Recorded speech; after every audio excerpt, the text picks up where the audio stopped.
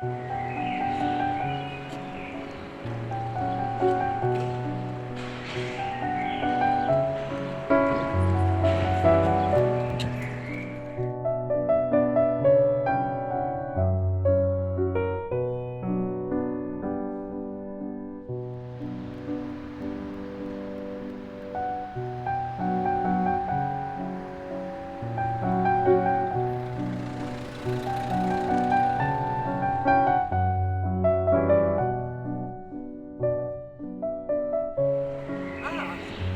je voulais me la présenter l'autre soir, mais j'étais partie.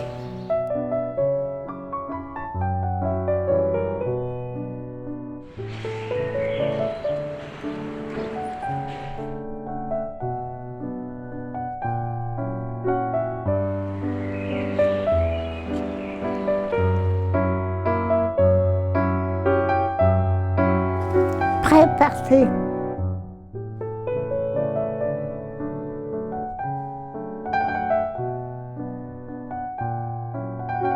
Je suis Madame Carré-Hélène. J'habite au 36 rue Quivogne depuis 8 ans, mais j'ai habité 20 ans 49 rue Smith, toujours dans le même pâté de maison, et je suis dans le quartier depuis 58 ans bientôt. Bienvenue à la Cité Mignot, voilà. Je suis venu avec mes parents à l'âge de 19 ans, dans le quartier. À l'époque, ça ne s'appelait pas comme ça. Quand nous sommes arrivés le 4 mai 68, il y avait les voûtes. Les voûtes comme elles étaient faites, il y avait 3 voûtes. Autrement, ça faisait 3 voûtes. Et ben là c'était un peu, c'était dégueulasse, c'était glauque quoi. Mais le quartier, il a bien changé. Il a changé en mieux. On est arrivé dans le quartier un peu par hasard. On est passé sous les voûtes de Perrache qui étaient très très peu éclairées. Autrefois, il y avait 3 lampes sur toute la longueur. Et quand on a débouché le cours Charlemagne, ça a été une réelle surprise de voir ce grand boulevard avec des arbres tout du long. Donc, C'est ça, déjà la découverte du cours Charlemagne quand on sort des voûtes, c'est surprenant parce que Place Carnot, on hésitait à traverser. On a dit mais on ne peut pas habiter de l'autre côté, là il n'y a rien de l'autre côté. Puis on est arrivé, on a vu ça, c'était vraiment... Et puis il y avait aussi des tas de magasins. Hein. Là, maintenant, il n'y a plus rien.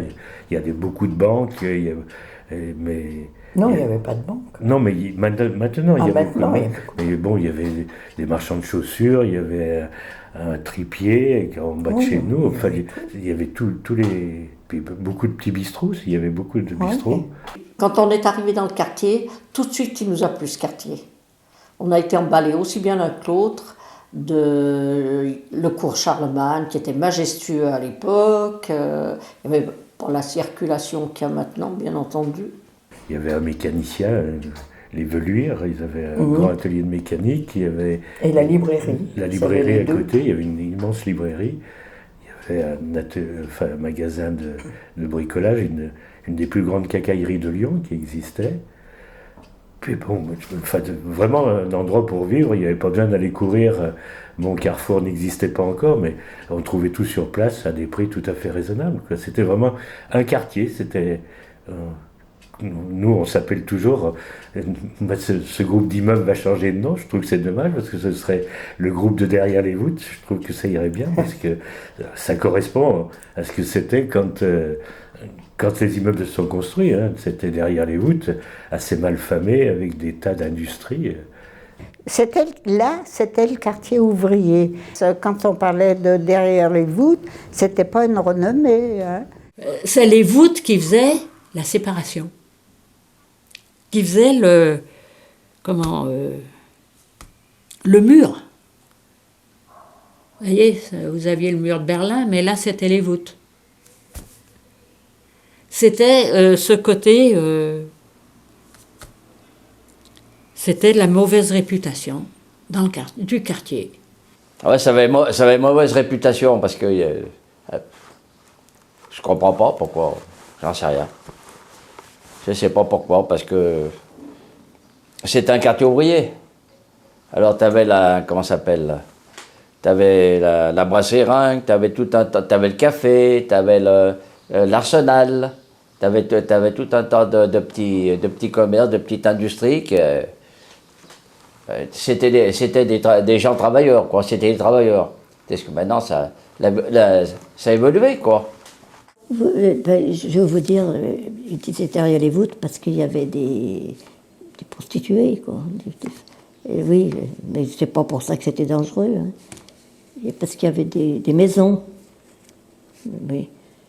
Alors évidemment, c'était la réputation, quoi. C'est vrai que sous les voûtes, ça craignait. Moi, je ne me souviens pas parce que j'ai eu travaillé, je ne sais pas si vous avez connu l'Empire de la rue Victor Hugo. Donc je traversais sous les voûtes tard le soir parce que je travaillais au cinéma. Et donc je n'ai jamais eu de problème. Jamais. Oui, en fait, il y avait une forme de honte à dire qu'on venait de Perrache, parce que Confluence, ça n'existait pas d'ailleurs, ce nom. Perrache, c'était le quartier pauvre, on va dire, le quartier plus que populaire. Oui, oui, oui. On disait, ça, même à une époque, il a eu un peu le nom de quartier coupe-gorge. Les gens, ils en avaient une image assez négative. Nous, on nous appelait derrière les voûtes parce que les gens n'aimaient pas traverser les voûtes. Et on avait un terrain vague vers la patinoire où les garçons jouaient au foot et tout ça. Tout le monde se réunissait. Et nous ne traversions pas les voûtes parce que c'était chez nous ici. Nous, ça ne nous dérangeait pas d'être Perrache et derrière les voûtes. Au contraire. Ceux qui ne connaissaient pas, ils venaient voir avant. Moi, j'ai eu un gendarme de Satenay, il était gradé à Satenay, on lui a attribué un appartement à une de ses filles. Il est venu voir plusieurs fois, il venait le matin, dans la nuit, dans l'après-midi. Il ne croyait pas. Il ne croyait pas que ça pouvait être aussi sympathique, aussi. Il a tellement entendu malfamer derrière les voûtes que. Et finalement, quand il est parti, sa fille elle est partie au bout une dizaine d'années, quand elle avait fini toutes ses études. Bah, il a regretté de laisser l'appartement, mais bon, il dit je vais pas le garder pour moi. J'avais les mauvaises idées de ce quartier quand je suis venue. Et quand ils m'ont parlé dès le début, c'est vers Perrache, je dis bon. En fait, avant, ma vie arrêtait la vie à Lyon pour moi. Lyon s'arrêtait à Perrache. Il n'y avait rien du tout après Perrache, à part les prostituées, les problèmes sociaux, les drogues, etc. Donc, une fois, j'étais obligée de passer Perrache. Et je me rappelle pas, j'avais un rendez-vous à côté. Et je me rappelle pensant que, oh là, moi, je suis obligée de, voilà, c'est un peu dangereux. Et j'étais dans une petite village avant de venir ici à la campagne où je pourrais balader. J'adore ça aussi. Donc au début, voilà, j'étais pas très à l'aise dans le quartier, mais ça a été une énorme surprise pour moi. La gare Perrache, d'un côté, la Saône et le Rhône de l'autre côté, enclavent le quartier. Il y a 3 entrées dans le quartier, sur la gare de Perrache, les voûtes et le pont Pasteur. Donc c'est un quartier un peu clos. Rajouter à ça la réputation d'être un quartier un peu, derrière les voûtes, de l'autre côté de la frontière, des chemins de fer, a été un peu un cocon pour les gens qui vivaient. Il n'y avait pas que un quartier populaire, il y avait aussi des gens, des cadres, j'en connais, et ça crée un petit peu un lien. Donc il y avait ce côté-là de tout le monde se connaissait. La gare nous avait isolés quand même. C'est un mur, quoi. Ben, c'est ce que disent tous les gens. On est vraiment séparés. Ben, récemment, tu as rencontré, c'est toi qui as parlé avec elle, cette dame qui habitait Aînay et qui n'avait jamais traversé de l'autre côté. Une dame de 75-80 ans. Ouais, hein. Lors d'une visite de la nouvelle faculté catholique, elle a dit « Ah, ben, j'étais jamais venue ici. » Alors, vous vous rendez compte? C'est quand même significatif, je trouve. Parce que...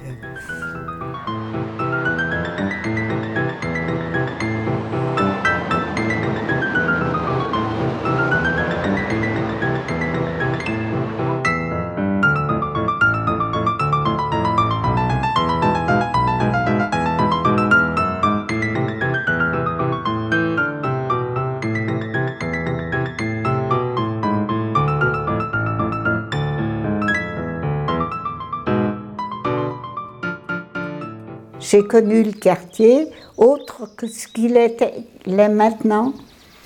Là, le quartier, je l'ai vu vraiment transformé, soit par le tramway, hein, les voûtes, toutes les voûtes, j'ai vu toutes les transformations qu'il y a eu, non seulement sur le cours, mais même là dans le quartier.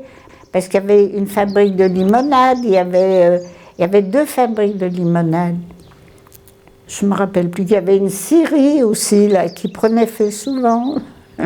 Il y avait un matelassier, il y avait un cordonnier, il y avait un cinéma aussi sur le cours Chichet, oui, sur le cours Chichet. Et il y avait beaucoup de, comment ça s'appelle, et c'est vrai que c'était un quartier qui était populaire, hein. C'était comment dirais-je, c'était des ouvriers, il y avait beaucoup d'ouvriers. Hein. Alors j'ai vu beaucoup de changements, bien entendu. J'ai vu l'arrivée du marché-gare, j'ai vu la construction du complexe, j'ai vu, qui n'est pas une réussite d'ailleurs, mais bon.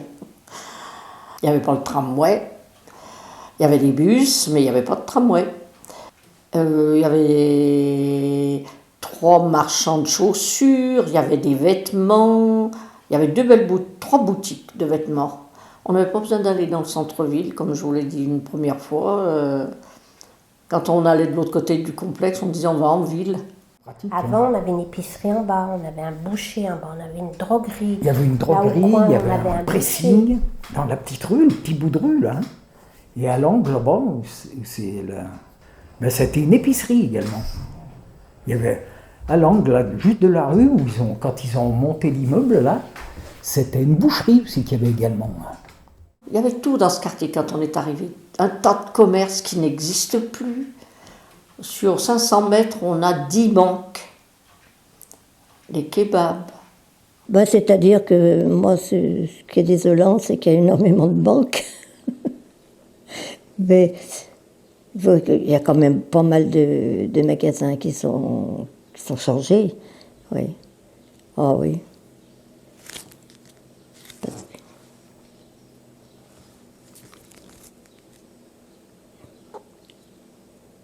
Oui, parce que j'ai connu des commerçants qui ont disparu. Comme la quincaillerie, quand Charlemagne elle est partie. Là, il y a beaucoup de choses. Il y avait un magasin de vêtements à l'angle du cours Chichet, du cours Charlemagne. Maintenant, c'est une épicerie. Il y en a beaucoup de choses qui sont parties. Oui. Puis, aux côtés mes parents tenaient le bar à côté d'une épicerie. L'épicerie a disparu aussi. Il y a beaucoup de choses qui ont disparu. Mais enfin, c'est quand même mon quartier, que je reconnais quand même. Avant, c'était le cours Charlemagne, c'était je crois que c'était le cours où il y avait le plus de bistrots de Lyon. Il n'y avait que des bars. Et petit à petit, ils ont fermé. Au profit, ça a été repris par des banques. Voilà, c'est les banques qui ont pris les bars. Quand vous voyez une banque, c'est que c'était un bar. Puisqu'il a beaucoup évolué à Perrache, c'est le cours de Verdun. Ils nous ont cassé le cours de Verdun, quoi. Donc, tout ce qui avait ce côté sympathique du cours de Verdun, il a disparu. Il y avait les cirques, il y avait la vogue, il y avait les concours de boules. Vous voyez, toute cette... ça n'existe plus. Tout le quartier qu'on appelle de derrière les voûtes, par rapport au quartier de devant les voûtes, le quartier bourgeois de Perrache, Énay, ce quartier entre Bellecour et Perrache, était tout à fait différent du quartier de derrière les voûtes, quartier très populaire. Et peu à peu, ce quartier change, parce qu'il y a confluence, il y a non seulement le musée, mais il y a les archives, il y a la région, puis il y a tous les logements qui se sont construits, il y a toute l'urbanisation du quartier qui s'est fait, et ce quartier de la Confluence devient un prolongement du centre, du cœur de Lyon, puisqu'il est même question, est-ce que ça va se faire, Il est même question d'y détruire ce blocos de Perrache qui est une aberration architecturale. Les bistrots disparaissent au profit des banques. On voit bien que les magasins, la transformation des commerces, il suffit d'observer.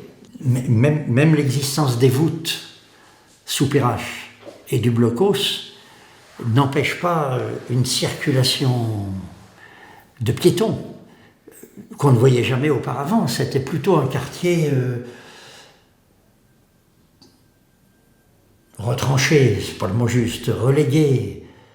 Quand je suis arrivée en 2002, effectivement, c'était vraiment Perrache, de l'autre côté des voûtes de Perrache, avec encore le marché-gare qui existait, le tram n'existait pas. Bon, effectivement, quartier, on dirait éventuellement un peu glauque, et puis bon, en retrait, et puis bon, pas moderne. Donc le quartier a commencé sa métamorphose, ensuite bon, est arrivé Confluence, donc après effectivement un changement assez important qui s'est produit en une très brève échéance. En quelques années, le quartier s'est vraiment transformé.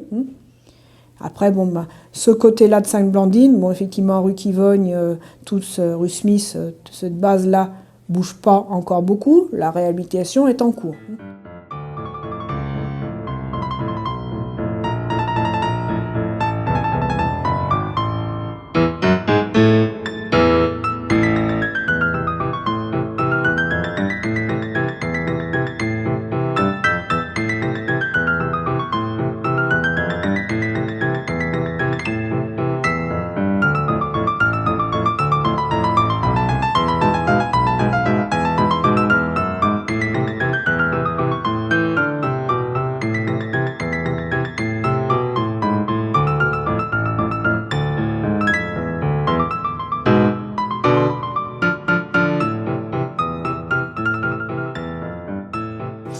Et on prévoit, d'après les études de l'époque, entre 25 et 30 000 personnes qui vont habiter le quartier.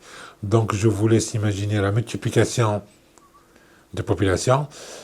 Je pense que le quartier doit avoir 3 000 personnes, 3 4 000 personnes dans le quartier qui résidaient. Arriver à 30 000, c'est multiplié par 10. Donc le grand écart est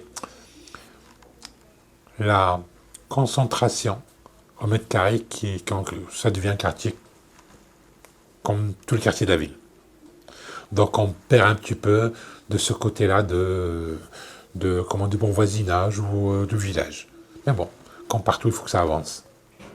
Il y a des gens aisés qui sont venus s'installer ici, surtout du côté Confluence. Il y a quand même toujours un petit décalage entre Perrache et Confluence. C'est pas encore bien homogène.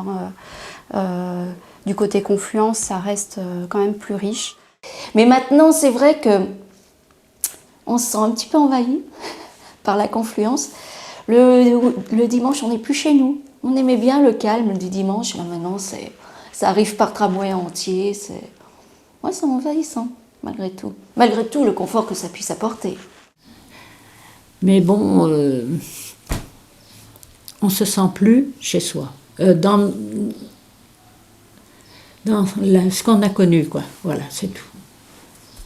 Mais ils ne sont pas des gens désagréables, ni méchants, ni rien. Hein. Il faut s'y faire, c'est tout. Avant, effectivement, ces appartements ne coûtaient rien. Et maintenant, les prix se sont envolés. Hein. Je ne sais pas par combien on a multiplié le mètre carré ici.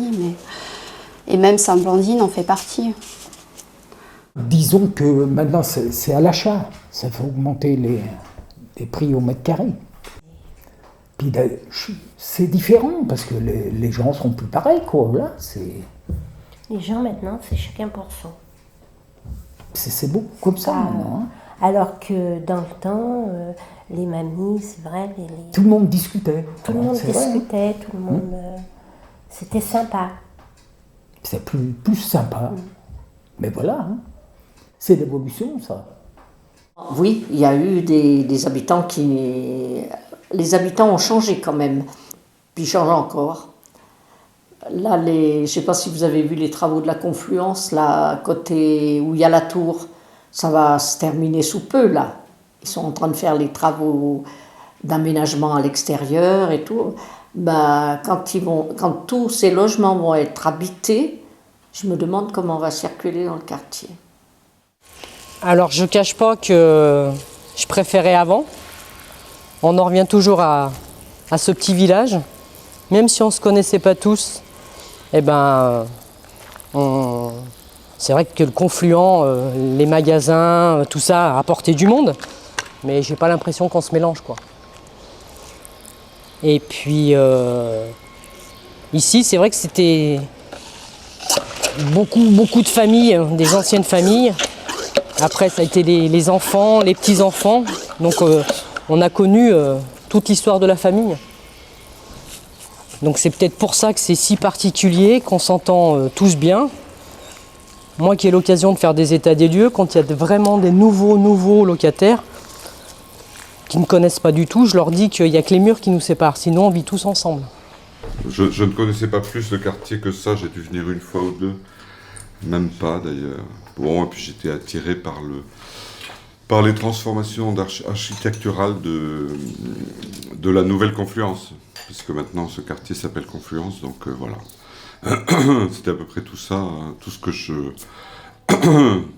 je connaissais du quartier. Je connaissais absolument pas ici. J'étais venu peut-être Cours Charlemagne, je sais plus. Non, je n'étais pas beaucoup venu ici. Je pensais que ça serait un quartier assez cher parce qu'on est dans le 2e arrondissement et que à cause des nouveaux bâtiments qui étaient quand même très chers à l'achat, etc., il y aura une autre population. Et finalement, j'ai découvert une population, oui, assez authentique, assez mixte, surtout, enfin, dans ce quartier, quoi. Autour de l'église, là, c'est quand même, oui, une population mixte. Le fait qu'on soit dans un HLM aussi, ça permet de mixer la population, voilà. Donc ici, tout le monde se connaît, voilà. Ça, et puis c'est notre quartier, quoi. Il y a le fait qu'il y a une vraie communauté dans ce quartier de l'ancien Perrache, sans prendre en compte les nouveaux confluences.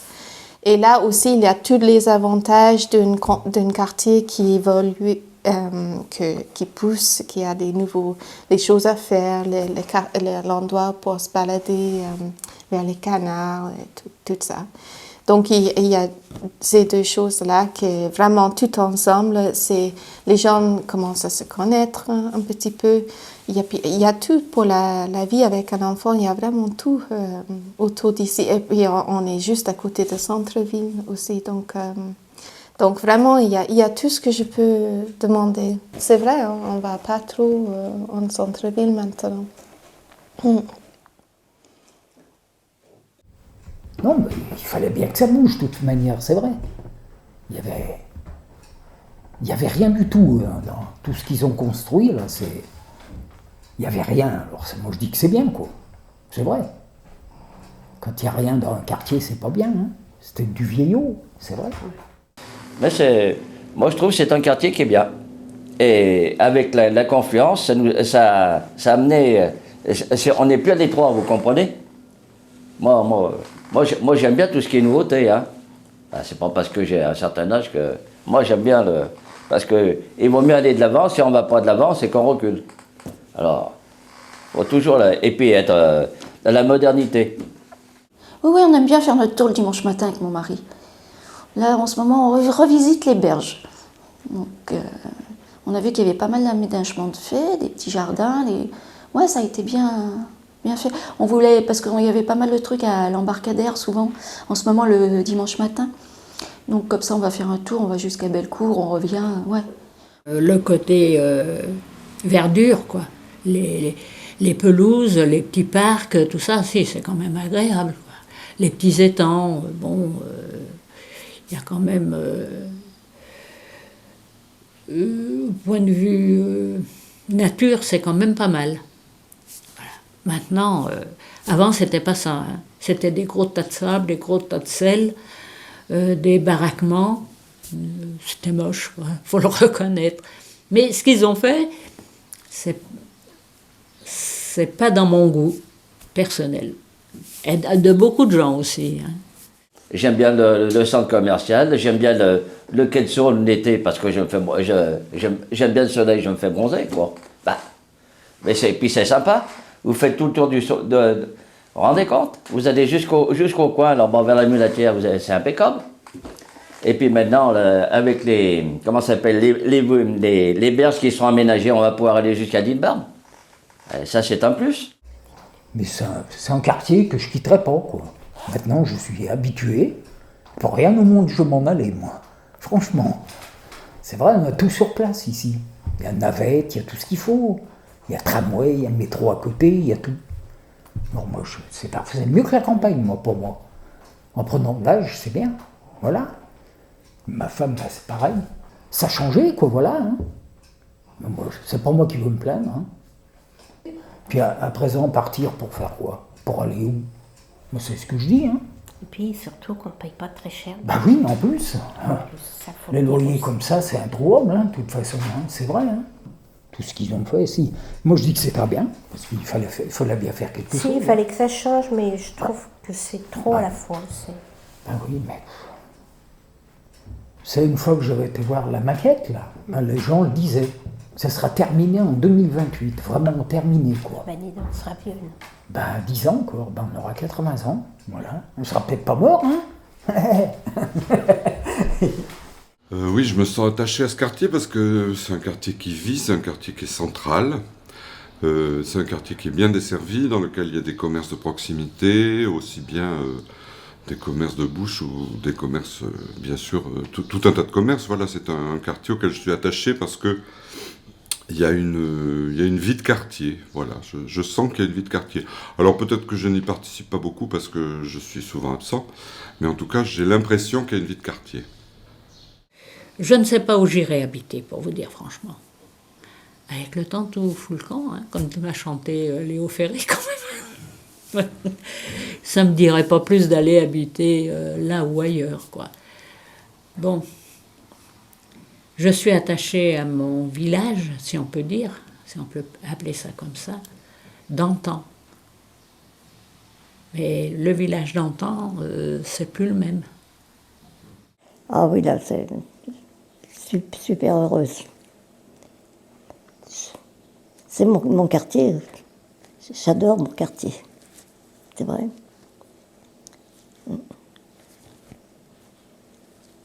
Puis les gens sont sympathiques. Les commerçants, ils sont bien, tout est bien.